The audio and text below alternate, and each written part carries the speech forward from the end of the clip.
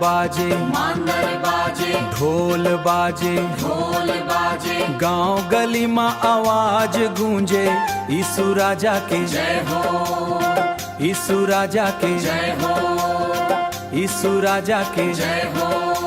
हे हे हे कर्मा मंजू माओ यीशु सुसंग, गाओ खुशी के नवा तरंग, हालेलुया ताली बजावा, प्रभु के नाम ला सब सुनावा।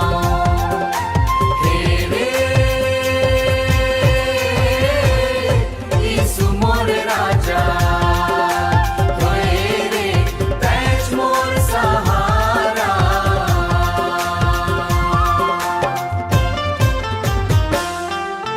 जंगल पहाड़ नाचे गावे, प्रभु के महिमा चारों धाम, अंधियारी सब दूर भगागे, जगमग होगे मोर गांव। टूटे मन ला आस मिलिस, रोवत आँखी हंस मिलिस, रोवत आँखी हंसत गे, यीशु के माया बरसत रहिस, सूखा जिंदगी फूल बन गे।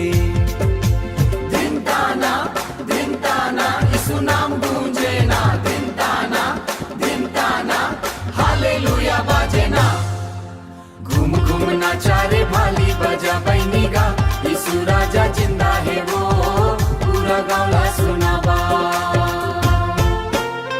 क्रूसू पर प्यार दिखाएस, लहू बहा के बचाएस, पाप के जंजीर तोड़ के नई जिंदगी सिखाएस।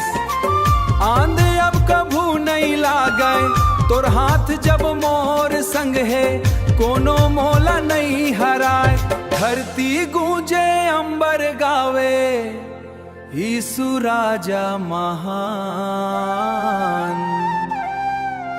स्वरदूत सब झुक झुक बोले, ओ पवित्र प्रभु भगवान। कर्मा मंजू माओ यीशु संग, नाचो गपो सब मिलके संग, ढोल बजायो मांदर बाजा, यीशु राजा सबले राजा, हालेलुया हालेलुया।